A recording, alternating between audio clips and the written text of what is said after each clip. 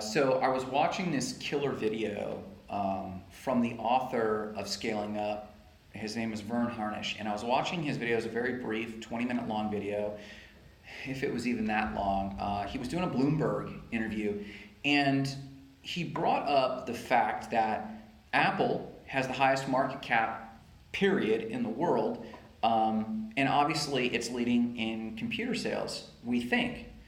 He said, do you know that Apple only owns 7% of the market share, but it has over 80% of the profitability?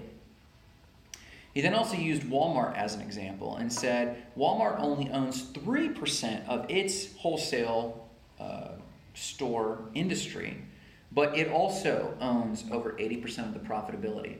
As you're looking at your business, don't just and he was encouraging the audience for this as well, don't just win on pricing alone.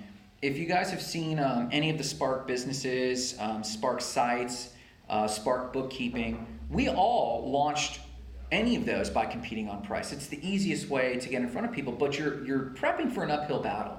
And that uphill battle is you've commodified it. You've commodified your service. And people don't, now that's why we started. They don't value as much. You were able to get a lot of initial business. If you want to grow, quit focusing on the 80% of the market. What if you only needed 7% of your local market?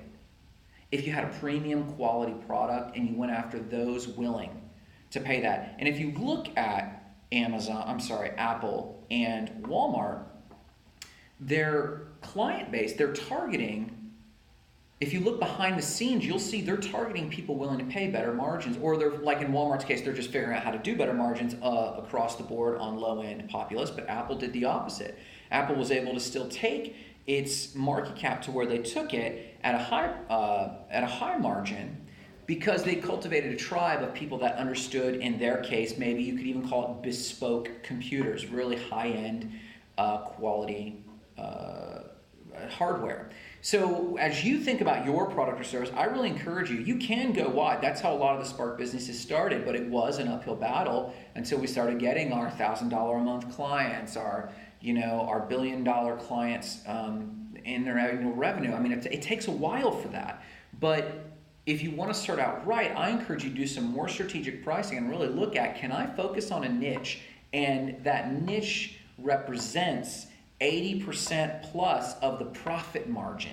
So it's not everybody, whether it's doctors or lawyers or walk-in clinics. There's some niche in your service or product space that is willing to pay a much higher margin for higher quality, for better service process. But you don't need to compete with everybody. You don't need everybody in the niche. You don't need everybody in your local area to know your name. In fact, if they don't know your name and you still have higher profit margins, what do you care if you only had 2 to 7% of the margin? So just food for thought. This really changed us, and this is why we're going to be launching Spark Lux soon as well, which you'll be hearing more about. But us focusing on niches that are willing to pay much higher profit margins, and that can empower the mission of State of the Spark, which is igniting the lives of explosive significance and launching 10,000 dreamers. So we've got to fund that somehow. And strategically, from Vern Harnish's video, that's going to be by creating a premium product. So you'll see that coming, but I encourage you to do the same thing.